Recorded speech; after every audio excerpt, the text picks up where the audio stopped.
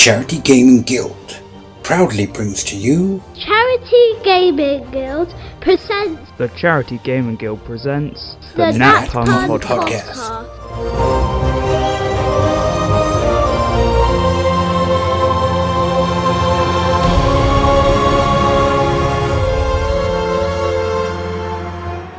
Hello everybody and welcome to your community episode. You know who I'm joined by, but we're going to introduce them anyway. They're all lovely. They don't get words to describe them this time individually. They're all falling under the lovely category. We've got the lovely Ash. Hello. The lovely Andy. Who's that? And the lovely John. Lost over Andy there. Yeah. Who's that? Don't matter. Moving on. There's Andy's out there. You know who you are. So the theme that we've got for this week's community episode is everyone remembers their first time. So what I would like to talk about is your first experience for Dungeons and Dragons. And to start off with, to jump in, jump out whenever you like, who introduced you to D&D? Do you want me to go? I'll go first. You go first, John. I'll You go go first. So Ash was probably the one who actually introduced me to D&D, but I started watching, it was Critical Role really. Started watching Critical Role, and then decided that what to find a game, and I saw Ash's Facebook post saying that he was starting a Tuesday night game of Dragons of Ice, Pegan it was. So yeah, I dropped him a message, and yeah, first game was with Ash. Nice. Ash, who introduced you? Well, I don't really think it was who, really. I think my D&D journey was a bit of an immaculate conception. Oh. I just I was going through a really rough patch, and I was just like Googling stuff, just looking at things to do, games to play, and happened upon D&D, watched some YouTube videos, which I can't really remember what they were. YouTube. And the very first thing I did was make a world. The first thing I ever did in D&D was make a world to play a game in. And then it just kind of started from there. Did you make the world before you had any friends to play with? Yes. Yeah. Was the world All Havens? No. Okay. I don't remember what the world was, I don't remember anything about it, but yeah. Okay. Andy, who introduced you to D&D?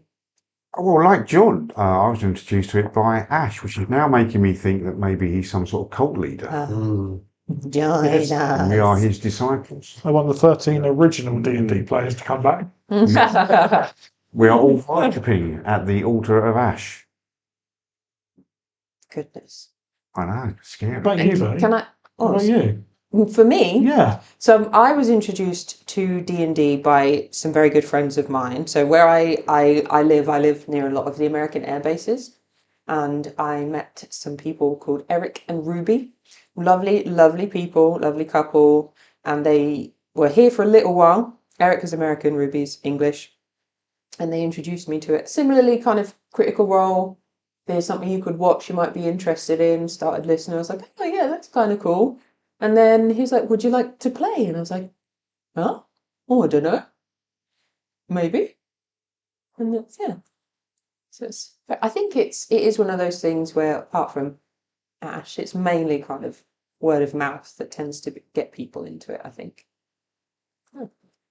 And dare I ask how old you were when you got introduced to D&D, if you can remember? I was 30 something. Well, so I was introduced to D&D long before because my auntie used to play years ago. So I had a whole bunch of second edition books. Awesome. And I think a third edition monster manual, like on the shelf, which I read. But yeah, in terms of actually playing, maybe 30-ish, Okay. maybe. And for you, gentlemen? 26. 26? 7. You were 7? He was not invented then. 57. 57. We'll get there eventually. What I'm driving at is that you can be any age. This wasn't a judgment call. It was just saying that it is open to all ages. And that even if you are a late bloomer, it doesn't matter. The only thing that's sad is all the years you've missed out on playing, but you've got to get in as much as you can. Late and wrinkly and... Yeah. It's okay. We don't judge you. Okay, what about you then? How old are you? I can't Whippersnapper. answer that question because I can't remember. To Potentially. work out my fingers. Yeah, I think I was in my mid-20s, late 20s. So it was after university, but I don't know how old I was at university. So sometime after then. Between the end of university and now, Excellent. I'm really good with memories. Can you remember what the first game was that you were involved with? Oh, God. Don't say, oh God, I pre-prepped you for these questions and I gave you time. And just say, oh God, I hope that was more the memory of the game Yes, rather it than was. trying to I know remember. the Okay. answer. I've got the answer. I've got the Okay. answer.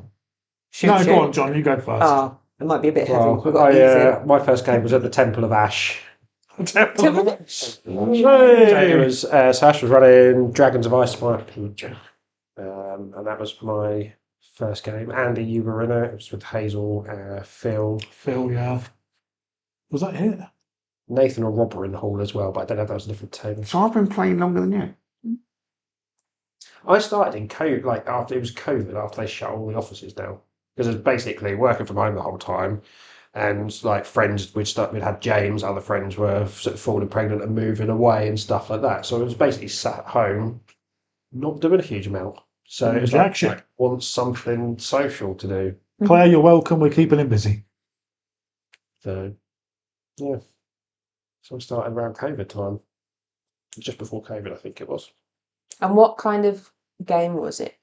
Shit, Oh, it wasn't really. It was good. I meant like what was the adventure about? But I mean, okay, It was the Good. so it was the Same. Dragons of Ice by Peak module. What do you mean same? What do you mean same?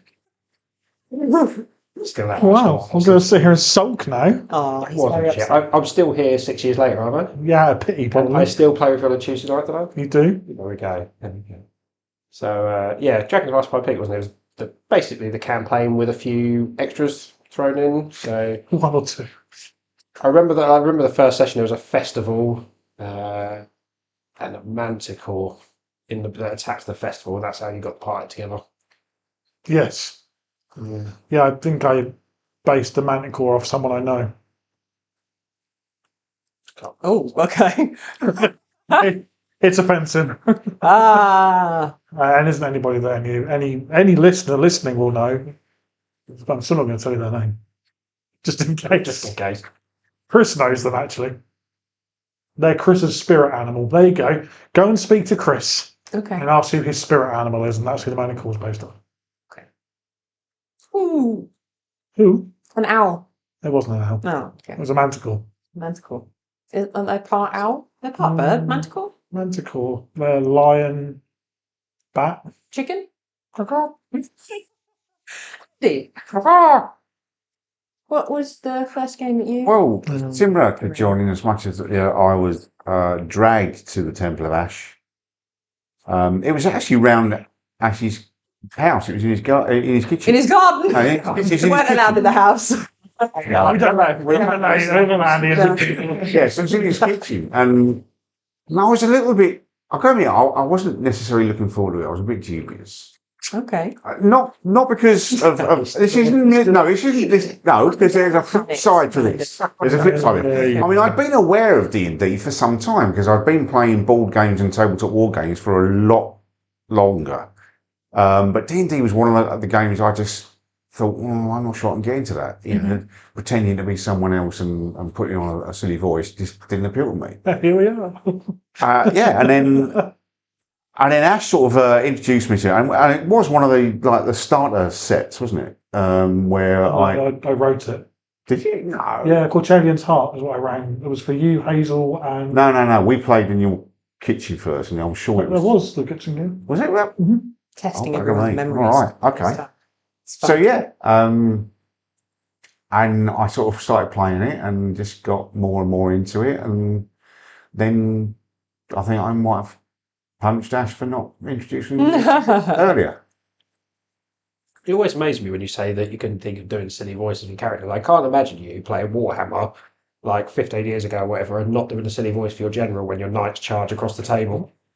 You must have done that. No, the gun noises, yes. But not the that was a last scanner, by the way. Ah, Yeah, just in case you didn't know.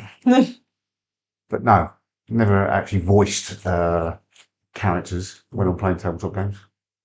I mean, I might do now. I don't know. Maybe I'm blending my gaming experiences, but certainly when I first started, no. And Ash, after you'd created your world and then you found some friends, what was your first I wasn't a DM. game? You weren't a DM? No, the first time I played D&D, I did play as a player for a little bit. It was at a gaming hall in Glenham. Glimmer? A gaming hall, a village hall in Glenham, run by a guy who set the group up, and that's where I met Claire, Okay. and that's how I was introduced to Chris. hmm And I went there with Hazel. Me and Hazel used to go to that hall before I did any events or games or charity. And can you remember the premise of the game? Like what the game... Yeah, it was Lost Mines of Fandelver. Okay. So it was the starter adventure. Nice. Mm-hmm. We'll leave that one there. There's lots of ways to learn to be a DM, and there's lots of things that inspire you to be a DM. Okay. Sometimes when you play an adventure, you might look at your DM and go, "I could do a better job than you," and give it a go. And that's kind of where I was. Like I could have done this, and I could have done that, and we could have done that. So after playing a few sessions, I broke away from that adventure and set my own game up in that hall on a different table. So we had 2 games running. And then the charity stuff happened, and I stepped away from that and had the charity. Okay. Nice. Can you remember the first character that you created? What was it? First character created, probably not, because D&D Beyond you created loads. But the first character played was a cleric in your game, life cleric. Do you remember the race? He was human. Yeah. Can't remember his name. All I remember is he wasn't stealthy because he's wearing loads of chainmail, carrying a big shield. And my dice rolling wasn't any better then. Nice. Can't remember much more than that. And you, gentlemen? Mine was a Horizon Walker Ranger, an elf called Dejor. Dejon. What was your favourite thing? MU? Deja. Nilo was his surname. Yeah, it was a little joke there, didn't you? Yeah. It was crap. Oh, okay. It was awful. I had no idea what I was doing, really. Just kind of took it together. Very little guidance from the DM for creating it. I just thought, yeah, that sounds cool. It was absolute rubbish. Yeah. Lots I'd do differently. Andy? Well, I couldn't remember anything about my first character, but Ash did. As I say, it wasn't it wasn't a campaign, was it? It was a little one shot I did, and apparently I played a Kalashtar druid called Minarath. Apparently. Apparently, A Kalashtar? Isn't that the race that you're yeah. I have no idea why we chose that, Interesting. but yeah, I did. The miniature's probably still sat up on your cabinets. Quite possibly. Okay. What about you, Bertie? Yeah, what was your first character? My first character was a tiefling because I think I looked through the book and that was the one that had the best picture. So I was like, I want to be one of them. That looks badass. And I think I was a warlock because it was the simplest option where I wanted to do a bit of magic, but I didn't want too much magic. And she developed from a very, very short game. It was literally my friend Eric as the DM, his wife Ruby as the other player, and me. So it was just two players and one DM, just a really quick one, a little jaunt. Taster. Yeah, little through a forest and then down into a crypt. And I think it was fun how I think I did something with dancing lights because I was obviously really reading through what you could do with the spells. And it's like you could send them out or you could have all of the lights come together and make the form of a humanoid. And I was like, oh, and I think we were there against some cultists. And so I put my dancing lights into the form of a humanoid and pretended that that humanoid was like the leader of the cult, like whatever it is that they were praying to.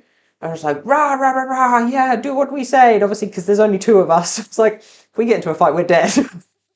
And I managed to, just by using that, somehow get through. I was like, oh, that's pretty cool. I just made this thing up in my head and they let me do it and it worked. And I was like, oh. So, yeah, I've always had a little spot in my heart for a tiefling. Don't play them often, though. However, I will on Tuesday night. Okay, next question. If you can remember, how did you feel, or what was the circumstance? I know this is really pulling up the old memory banks for the first roll of either a nat 1 or a nat 20. Can you remember that feeling or what happened when you did it for the first time?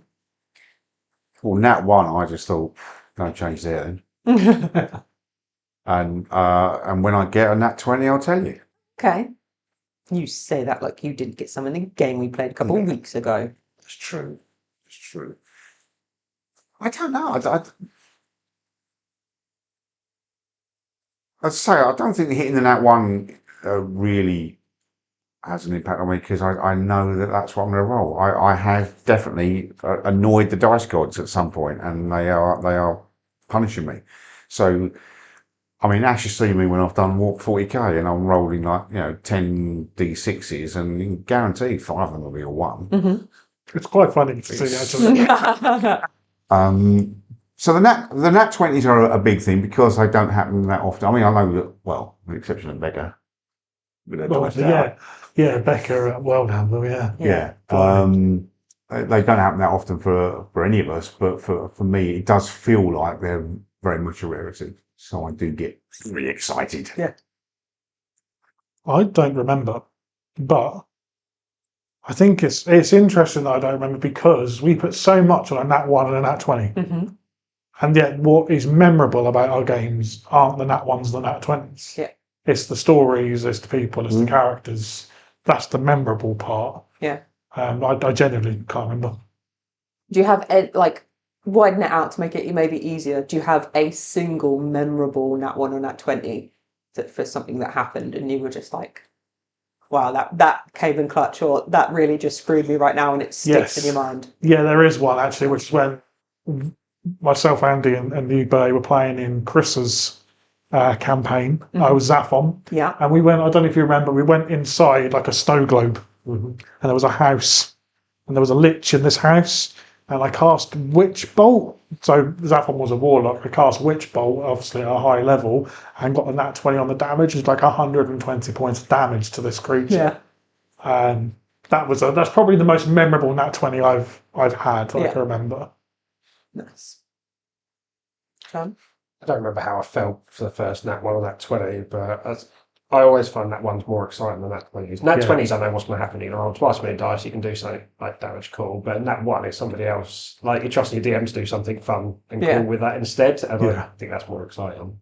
There's certainly more exciting on the podcast. Certainly more exciting on our podcast. Oh, absolutely. And then all the rest of it, but yeah, I mean, memorable nat 1s. I feel like I had so many as dots where I was like, I described something cool I was going to do and then rolled a nat 1 and I only flipped it. Yeah. Like, I'm going to jump off the balcony, swing from the chandelier and drop on them. And it's like, right, you rolled a nat 1, you trip over the balcony and fall on somebody else, that sort of stuff. And happening all the time, wasn't it? He's a useless character, really. Nice. I still couldn't kill him. What about you, Bertie? For me, I think, can't remember specifics when I first started, but I think my relationship with nat 20s and nat 1s has definitely changed. So I think probably the first time I got a nat 1, I can fully imagine myself being absolutely distraught and feeling like the world was ending.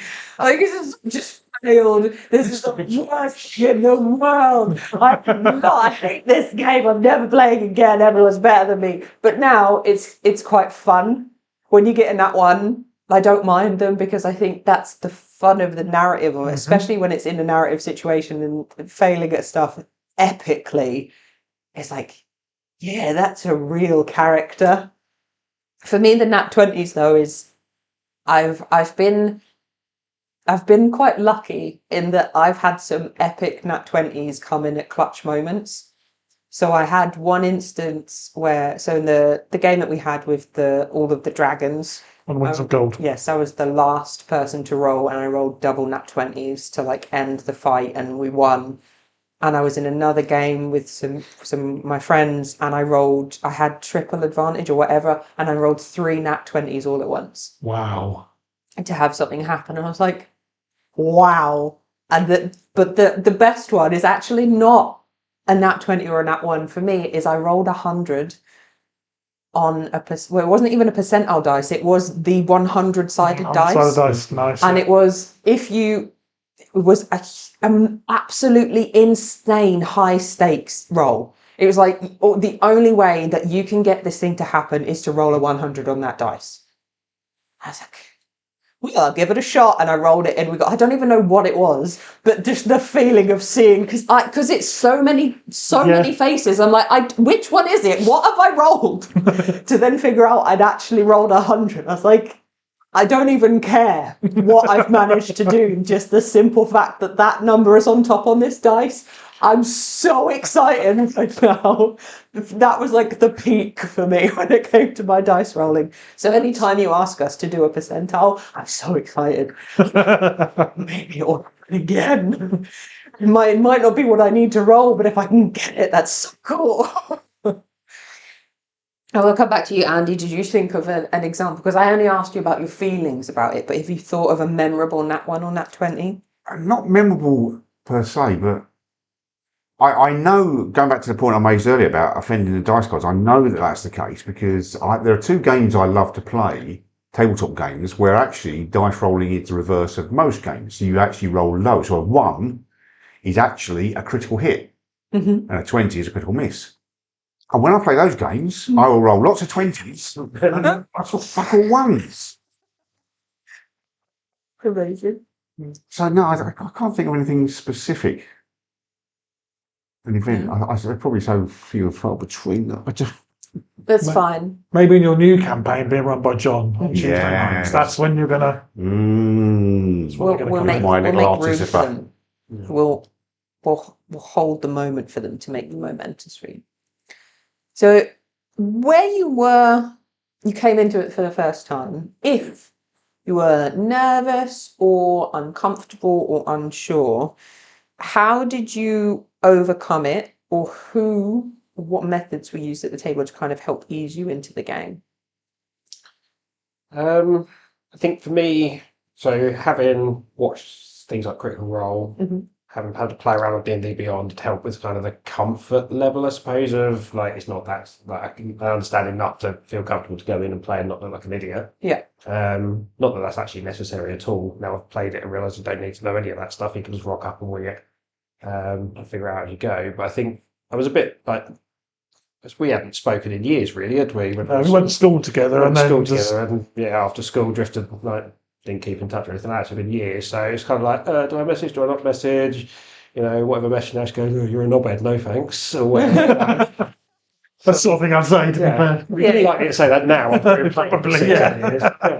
I think that's how he introduced you to me. Make Johnny's a knobhead. Yeah, that's fine. But yeah, so just sent a message and then went for it. I knew you, knew Hazel, obviously didn't know Andy. I have a feeling I knew Phil. Like, his name rings a bell with me, but I cannot place where I know him from. But I'm sure he's probably listening. He's like, we went to school together, we went on holiday together, we were in the trenches together, and you've just forgotten me, man. You're my second cousin. Yeah. I'm your brother. Was that wedding? So, but yeah, just sort of reached out and went for it. Once I decide to do something, I find it quite easy just to go, well, I'm just going to attack it and go for it. So you don't get like those I think nervous wee feelings beforehand. Everybody gets those, don't they? Everybody gets those. Guess what? A bit. You got it now? You. Nervous wee feelings? Nervous wheeze? No, you just space yourself, don't you? Yeah. To be fair, mine's more nervous gas. I tend to get nervous gas, which is very awkward for someone who's done a lot of performing arts, because being in the wings of a performance with nervous gas, especially when those wings are literally, you're just in a box, the theatre is a box theatre, so there is no backstage. You have to walk behind curtains to get out, so you're just gassing up the whole area. So I would think I would prefer nervous wheeze if I had a choice. But it's a good thing to get over or be able to work through. Tangent completed, thank you. How about you guys? Any nervousness that you've had to get over? Anyone who helped you kind of ease into the game? You're looking at each other like threateningly, as if. Am I going to go? You go. Okay. I don't remember being nervous about being a player, but I definitely was nervous about DMing for the first time and getting that set up. And it was Rue, who many of you will know as a trustee, who kind of he turned around to me and he said, well, if you want to do it, just do it. But all right, I will. So that kind of gave me the push to do it, but I still get nervous every time I sit down to run a game. It can be a podcast episode, and I'll still have nerves about running that because I want it to go well and I want the story to come across well. And Tuesday nights, I still get nervous every time I sit down behind the screen. Every single game that I play or run or anything, Elite Adventures, I know I'll be nervous. I'll sit down behind the screen to do that. But I think using those nerves to spur yourself on is how to deal with it and not to kind of let it consume you, so to speak. So you can like turn it around. And when people, because obviously we help a lot of people DM and take those first steps into DMing, and the first thing people say to me is, I'm too nervous to do it. I don't have confidence to do it. So, well, you're nervous because you care. You're nervous because you want it to go well. So take those nerves and then put that energy back into it. And actually, once you start, you'll enjoy and you'll relax into it. And probably the most nervous I've ever been to run a game was the first year we went to Momo's, because it was Momo's then, not Fuel, because they've rebranded themselves and confused everybody. Off on a tangent. We ran Azrael Sunderin, and I was meant to have, who was it? Someone was meant to come up and DM, and they couldn't make it anymore. So I had to step in last minute and run the game. Obviously, I'd written Azrael Sunderin, but I'd never run it because Andy, Nathan, and Chris ran it first time round. And I was so nervous, sat down behind that screen. I remember being sat there with the adventure, all the players are there, we're ready to go. I'm like, right, I've got to start this now. Shit, okay. And then just having to kind of push myself to actually start the game. And 10 minutes in, absolutely fine. The players were great, we had an amazing time. But it's overcoming those nerves and never ever go away for me. Andy? I don't think I get nervous before a game. I think the only time I was ever genuinely nervous is when Ash kind of invited me to be a DM for the first time, which unfortunately was also the Azrael Sundering. So my first ever game of DMing, it was a 12-hour game. And I think the idea of doing that and knowing that, you know, you're going to have all these players, many of which I wouldn't know, and I wanted them to have a good time, was a nerve-wracking experience. But the more I sort of read through the story and I started doing my preparation and getting everything together and the models and whatever, those nerves disappeared and it became excitement. And that's how I am at every game now. I mean, I'm excited to present what I've prepared. And, you know, Ash does a tremendous job in writing the story for most of the big events, which I then rewrite some of it. But yeah, I think, you know, having such a solid sort of story, and with my, you know, I'm comfortable with the style I present. I know my strengths and I play to them. So I get excited. I don't really suffer with nerves from it. I think I'm similar for a DM perspective, similar to kind of what you were saying. I get nervous before, but try and push that energy into getting going. And as soon as you start, like, there's other things to think about, and it's not going. But for the pre-written things, I find I have to do what you're saying about actually taking some time to prepare. Like, if I just try and run it straight as it is without, I find I work better off with bullet points rather than paragraphs, mostly because I can read them quickly. So I tend to rewrite a lot of stuff into bullet points and things like that, and that helps calm any nerves down and make sure I understand what I'm doing.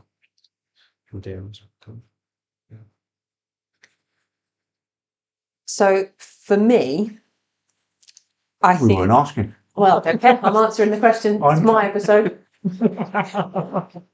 I am genuinely quite an anxious person. So my worst nightmare is going to a place that I've never been before and meeting people that I've never met before. That is absolutely terrifying to me. So I was very grateful for Eric bringing me into it because they both came to my house. Nice. It was people that I knew as just the three of us, and they introduced me to it. And then when they were like, "Do you like it?" and I was like, "Yeah." It's like, "Cool, okay." Well, I've got some other friends who would be interested in playing, so they all came around to mine, and it was new people, but it was in my safe space, coming in and then getting to know them. And then I did go to other people's houses and stuff, and we went and played. But because I already knew them, it wasn't too bad. So I think it's just understanding if you are someone who's lucky enough to be aware of situations where you are uncomfortable. And I didn't ask. I didn't say, "Can we please just do it at mine and only three of us?" As far as my recollection goes. So I was quite lucky that he was someone who understood, and he was like, "Yes, I'm going to come to you. It'll just be the three of us. Just give it a little try, see how we're going." So then when we got into this is the tricky bit. I cannot remember how I got involved with the Charity Gamer Guild. To me, the idea that I would have just been like, "Yeah, I'll do that," is mind-blowing. But I was obviously so desperate because I think it was probably at a time where all of the people that I played D&D with had moved, because all of them were in the Air Force. Yeah. So they all got PCOS. They all just went to different countries, so Japan and Texas and all this, and they've all just gone. So I was like, well, I really enjoyed that, and I want to play more, but I don't have anybody left to play with, and well, I want to, but I'm going to have to go outside to do so. So I think it was so wonderful because it was such a welcoming environment, and I think a lot of it was kind of online first, obviously. So again, I'm in my safe space. I'm at home. The bad people can't get me. But it was online, so it's like cameras on, cameras off, however I'm feeling, and I could sit there and I could have my mini panic attack, and then no one noticed, and it was fine, just getting used to people. And then when we did meet in person, it's like, "Oh wait, I know maybe not your voice, but your face, but I know this person's voice." The ice broken, isn't Yeah, it? we've already communicated, so even though I'm coming into a space I've never been to before and it's horrifying, I'm like gravitating towards them, like, "Yes, I'm just vibrating over here, but it will pass in a few minutes, don't worry." So it was that kind of thing. When the batteries run out. Yeah. Wait. Hey. So then when I came into the DM side of it, DMing, because I DM'd for my friends before, but DMing in the guild, it was so much easier because I'd been a player for so long. So I knew who I was with. I was very comfortable. I was like, I know how these people are going to react to what I do. I'm in a safe space with safe people, and it's familiar to me. So that was one of the things. It was having that support of the people around you, I think, is a very big impact on what you do. I think that transition into DM, if you've only ever watched something like Critical Role as well, feels like it's a massive, massive step, doesn't it? Because it is a TV show for intensive purposes. It's not how a normal game runs with a normal DM. People do make mistakes and just go, "Oh, back it up, hold on, I forgot to add this, or I forgot to do that," or whatever anyway. So yes, let's make it easier. We literally did that in the episode this month, didn't we, with one of your manoeuvres? We literally backed up a little bit and just added it in at the end, whereas that doesn't necessarily happen in Critical Role. No. Is there anything that you think you would want to change about the first time you either played or were a DM? Is there anything that sticks out to you that you were like, if that had been a little different? I don't think there would have been for me. No. I think it was the first game, I'd say Ash was DMing. Andy, Hazel, Phil, all really good collaborative players who had all had a little bit more experience than me, helped me along with stuff. Everyone was very patient. I think it was a good start. Some weirdness in there as well. I seem to remember your centaur character sleeping in the hedge outside of town instead of in the tavern. Like, it's just odd stuff. You can do weird stuff as well. So yeah, I think I had a really good introduction to it. Nice. People are looking at me. Yeah. I don't think gaming wise there's anything I would have changed in our first game. It was a nice light introduction. It got me hooked very, very early into the game. Don't go too much on that because we have a question about that later. Okay. I think DMing, I guess the only thing, as we know, one of my presentation styles is all about the aesthetics. So I use a lot of digital maps and models, and I don't think I came across the digital map side of it straight away. So I think I was using printed maps and whatever. And I kind of wish I'd gone all in straight away. Yeah. That's the only thing I would have changed. You go all in on something straight away. Don't believe that for a second. It doesn't sound like you. Are you making reference to my kind of purchasing? Extracurricular proclivities. There's 3 words for you. Possibly. Possibly 2. I don't know if it's hyphenated. Ash?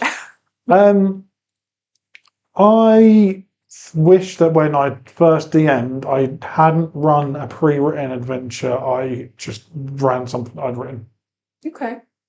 Because I think I'd have had more fun with it. Yeah. Simple as that. Okay.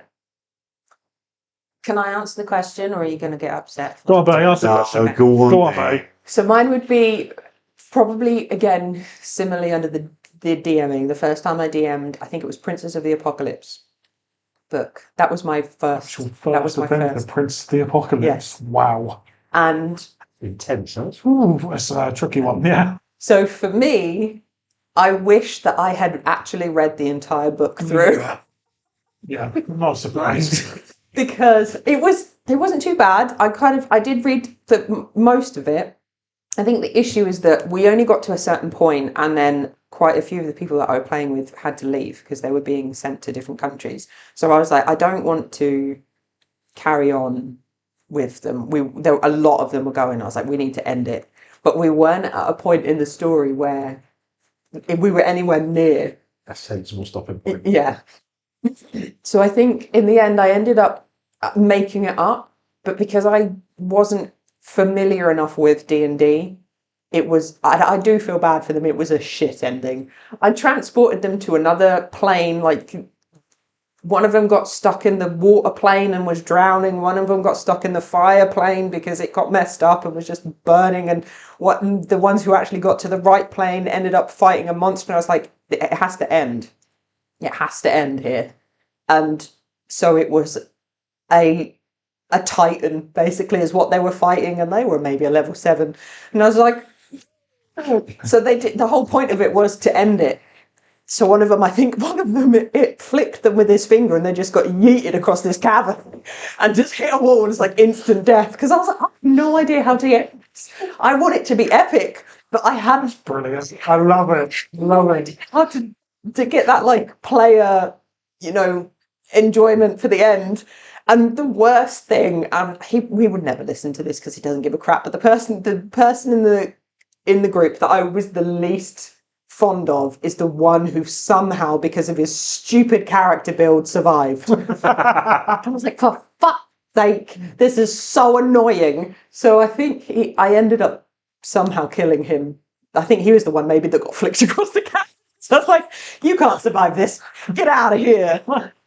And there was just like a random NPC that I had much more than he needed to be. He was just like an old dude that they met, and he wasn't supposed to be anything, but they got a little bit attached, and I was like, cool, we're going to run with this. He died. They then had to transport him somewhere to bring him back to life.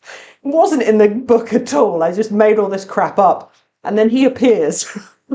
But there's like 50 of him, and somehow he was a good dog. It's just the problem. My brain is way too chaotic. So when you've asked me to write my adventure, Ash, this is what I mean. I'm struggling. This is gold. You've got to run that. Yeah, and it was just, I think I turned them all into like I feel like you should ghosts. turn that ending into a one-shot for us and run it. It was, and I think at the end I was just like, and that's it. Have fun in Singapore. Yeah. Get in the States. I don't know. So for me, it will definitely be a lot more prep. I am a fly by the seat of my pants kind of person. I'm not a good prep. You say that. I don't know how well those modules actually end. The ones I've read all end a little bit kind of, and the bad guy's dead, finish. But they don't conclude brilliantly, a lot of them, even in the pre-written stuff. I mean, it could be worse. You could invest as a player into a year-long campaign and then the DM says, "Oh, I can't run this anymore. Got no time. So this is how it ends." He just messages you. Oh. I don't know why he's looking at Ash with such a Well, chagrin. because I'm still heartbroken that Brint never actually. Company of fate, right? Yeah. Okay. To be fair, that is quite a tricky thing because there have been a lot of campaigns that we've done as part of the guild, especially when it first started, that I was really enjoying, Yeah. and because of scheduling issues, they just went away. I was like, So that, for me, that's why I find it quite tricky sometimes remembering what's going on in the world, because it just gets crossed and I'm like, I did I do that? Is this person? No, that happened in this one. Was I involved? No, I wasn't in that game. Okay, but I know that it happened. But okay, there were giants at some point. I know there were giants and there was like a floating cloud palace, but I don't know where. So it's a little bit tricky. So I do get that. I appreciate that. It's not fun when you don't get to finish it. So Online campaigns are notoriously hard to run as well. Yeah. It's much easier for someone to not turn up for an online session, whereas when you run it face to face, their commitment is much higher level of commitment. People will turn up for it. But I also think when you look at things like the Tuesday night games and the table sizes that we run at 6 and stuff like that helps keep things moving, doesn't it? Because you're not cancelling sessions. Mm-hmm. So if someone can't make it and the game's got 6 people in, you can run with 5 or 4 or whatever. It gives you a bit of flexibility to keep everything going and encourage people to come back. I think. So Yeah. a slightly large table size makes a difference. I think also that for the in-person ones, it's a much bigger commitment. So when you say yes to it, you 90% mean yes. Absolutely. For the online ones, 90%? 90%. There's always, if I've had a bad day, that 10% is going to keep me in that house no matter what you do. I'm sorry, but I can't people today. So there's, with the online I'm ones. asking you to people, I'm asking you to tiefling. That was a very good comeback and may work in your favour later. Thank you.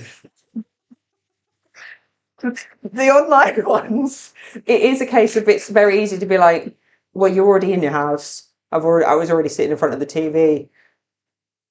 I definitely haven't done this. Oh, I'm having tech issues. I don't know if I can get online this evening. And it's just, I think because you don't have to do that effort of like, get dressed, get out of your pajamas, get in the car, get to the location, kind of, you have your prepped with your snacks and you've got your little baggie with your blankie in. It's that kind of situation of being ready and going. It's a big difference. I'm sorry, Andy. I apologise for not finishing your campaign. Brint never met. Brint never met who? Never found Mara. Oh well, Mara's dead. No, she's not. No, she's not. You're right. I just said that to wind you up. Mara's very much alive and well and working with grief screen at the moment. Before a fisticuffs breaks out. Next question is, how do you come up with your characters and your character names? Are you a random character generator kind? Do you put a lot of effort in? Do you do it based on the narrative or the build? Honestly, I tend to have seen something on TV that goes, that would be a cool character, and then that's where it starts, and then it gets tweaked a bit, and then it turns into a cleric. Brilliant. At least he's honest. I mean, Dodds, like, it turned into a cleric at the end. It turned into a cleric at the end, yeah, you're right. Into a cleric at the end. Benny was a cleric. Yeah. I've got Targwid in the podcast campaign inside me at some point. That's going to be multi-class into cleric, isn't it? Let's be honest. That's pretty, yeah, probably. Yeah. If that None of the sentence rest of us ever taken heal. out of context will be beautiful. I've got Targwid inside me. Ooh. My character creation is not as exciting as that. I play characters that I need to learn the classes for because I don't get to play very often. Okay. So because I spend most of my time writing or DMing, if I've got a class that I know not a lot about, then So for you, it's more kind of having the chance to adventure in the classes as well. Yeah, I think people who play a lot, I know I definitely get into the same character a lot. And I kind of end in the same person. Like, I'm either a warlock or I'm a monk or I'm a fighter. So I think it's good that if you don't play as often, you probably do well. have a bit more fun. I had the plastic bag next to it. It smelled in the plastic bag.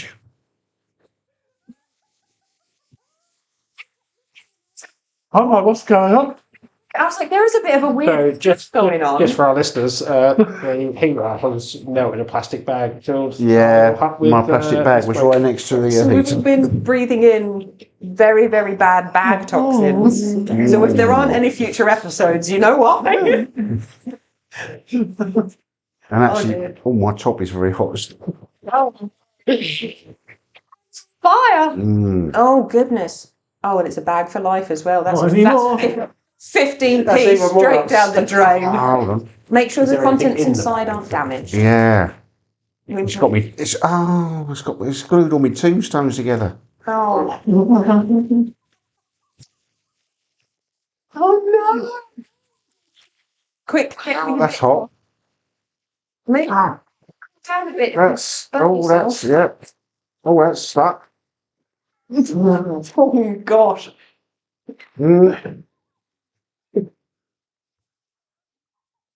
So the PSA here, kids, is if you are in a very cold location and you have one of those electric heater styles, Yeah. make sure that it is, as the guidance normally says, not covered. It's not behind anything. The front of it is fully covered in clear, because you are going to melt not only plastic but also the contents of the bag. Oh, it's just, Andy. Oh, look at me, all tombstones are all glued together. No, yeah, I've got a big plastic tombstone ball. It's like, you know, in D&D when you get all the wraps That's like, hot. stuck together. Chuck it outside for 5 minutes. You might want to edit this, possibly. No, Don't there is a high burn chance yourself. this stays in.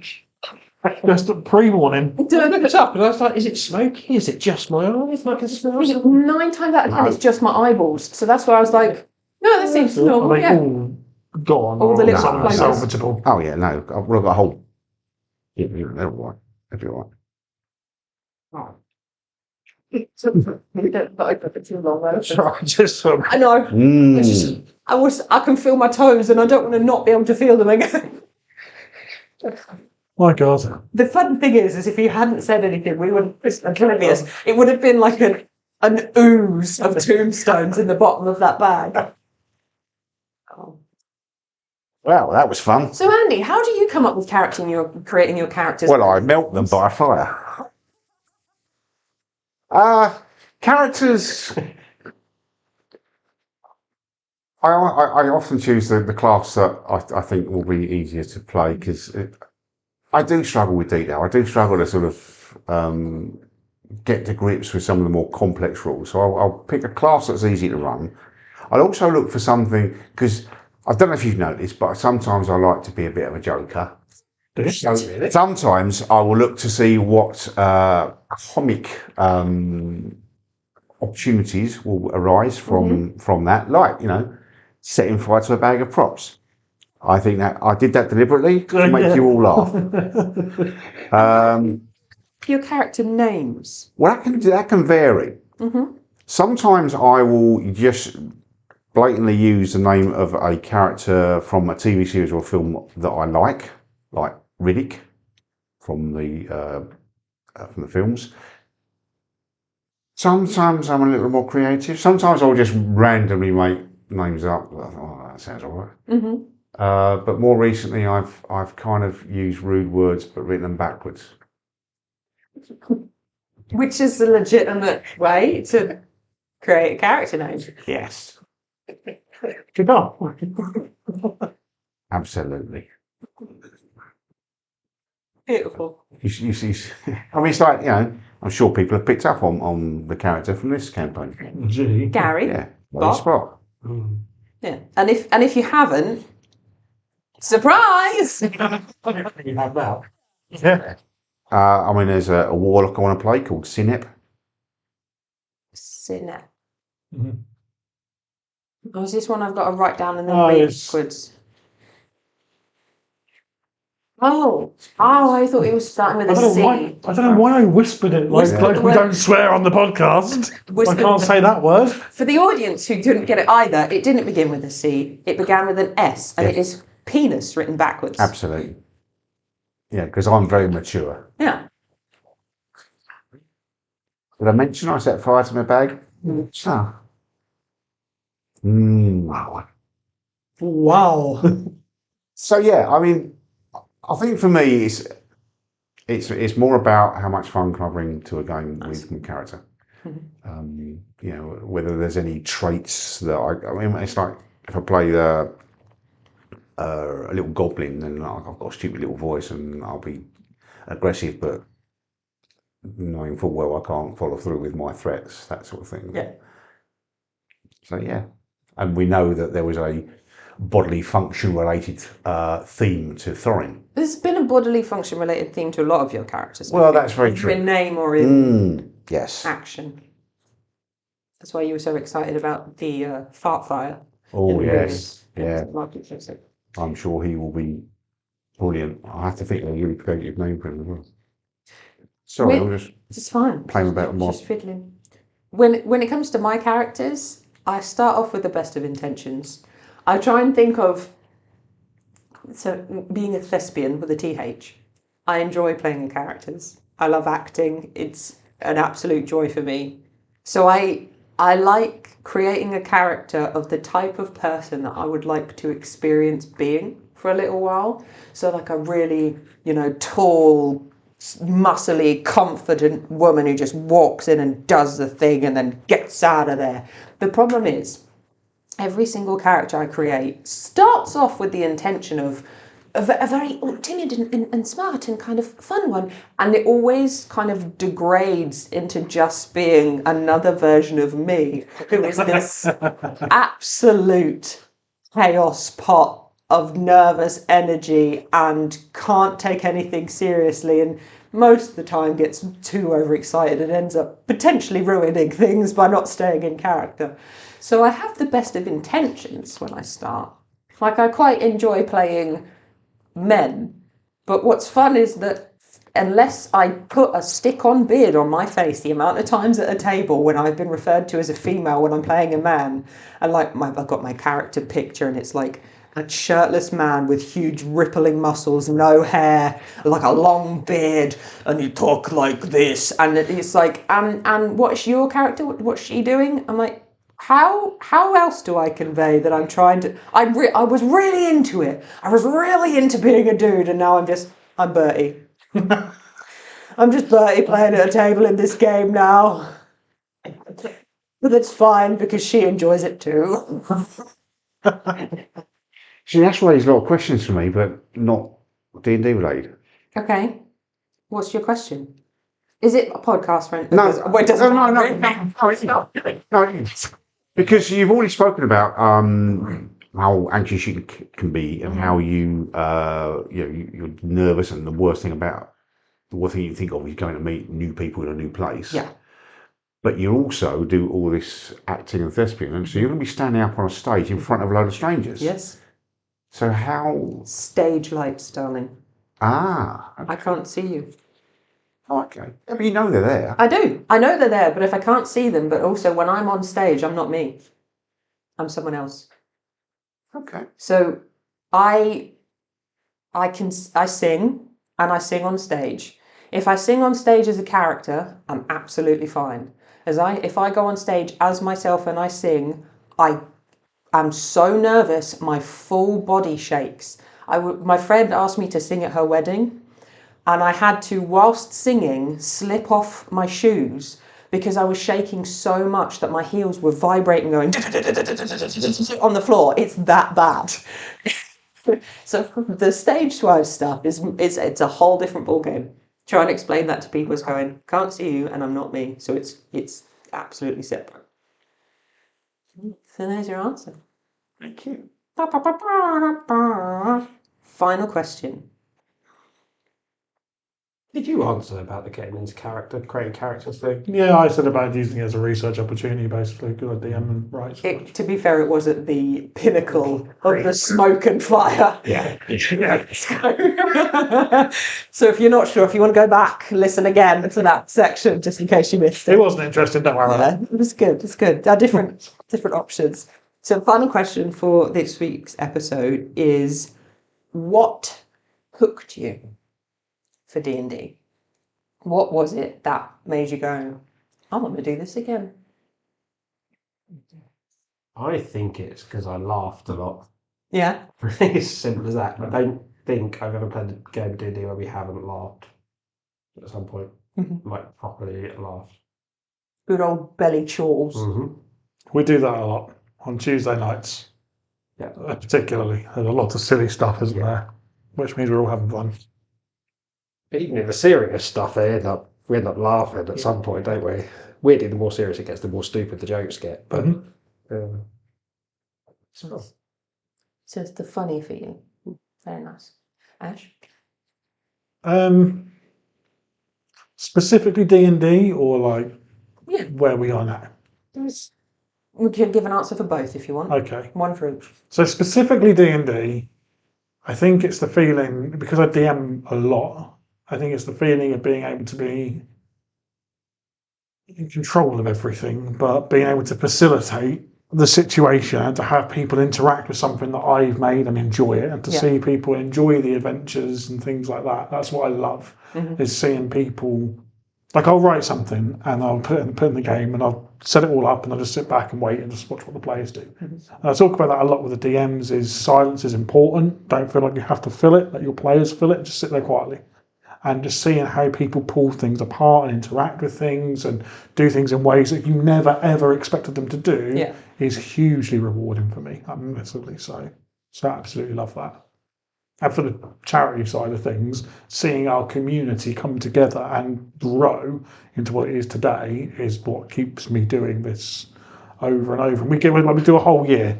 And all the year I'm like, I've got to write this, I've got to write this, I've got to write this, I've got to write this, and then I'm writing this, then we're doing that. And then November gets here, and I sit there and I look at a hall full of people, all playing D&D, all for the same reason. I'm like, oh, this is why we do it.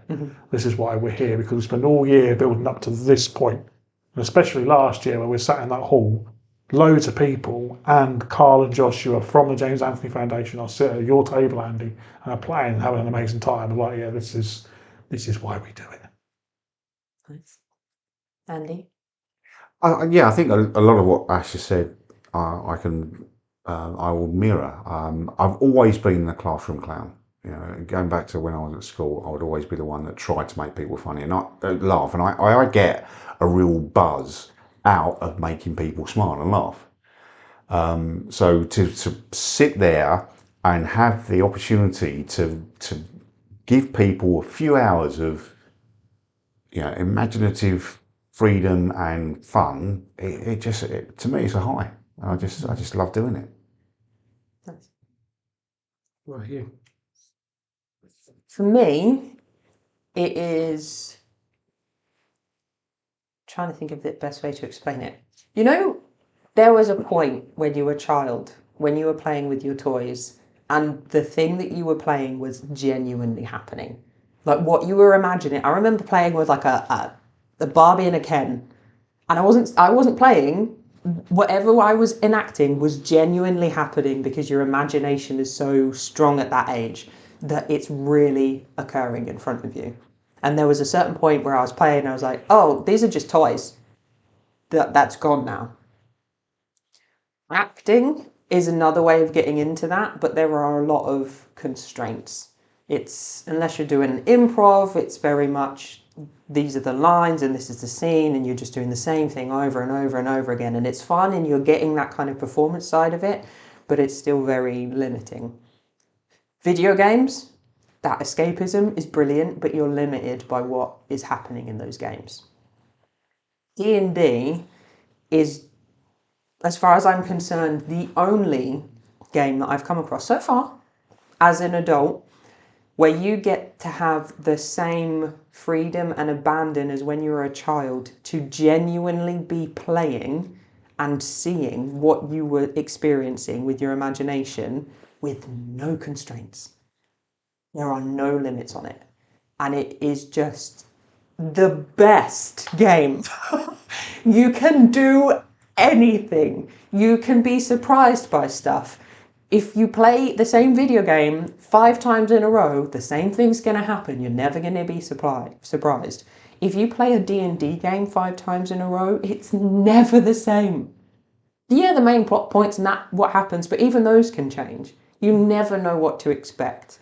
It's so exciting. The idea of turning up and going, I have no idea what's going to happen and I'm so ready for this. I just want to sit around a table with my friends and make up stories and imagine stuff in my head. So that's why I get really excited going, can I just tell you that Adonis, he looks like a drag queen right now in my head. That's what happens for me. It's a real, like, visualizing it. I'm really experiencing it. And that escapism is just such a clean slate. I know we've mentioned on previous episodes like mental health and gaming and stuff, but for me, especially when I'm having trouble and I'm struggling, it is the one thing that I can do and it can just switch you off and you just forget about everything else. But genuine, it's just like nothing else matters right now. Nothing else is happening. I'm just in this room with my friends, killing a dragon. That's what we're doing. And then we're going to go to a brothel and we're all going to have sex with hookers. And there's nothing you can do about it. Did I miss an episode? Sorry, that was a preview for next month. So I stayed behind and had sex with the dragon. as you are, fine to do. And that's the beauty of the game. You want to sleep with that dragon? All you got to do is roll high enough. Saving throws, you need to hand this money. Yeah, the mind's That's what chlamydia say. Yeah.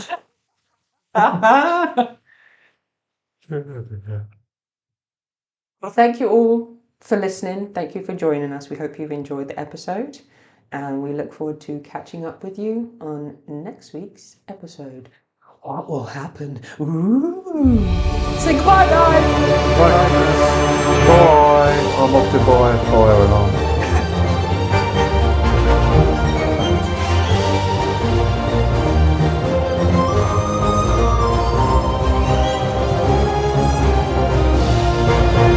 I'd like to say a big shout out to our Ruby members, Joshua, Alberta, Paul C, Claire, Laura and Niall.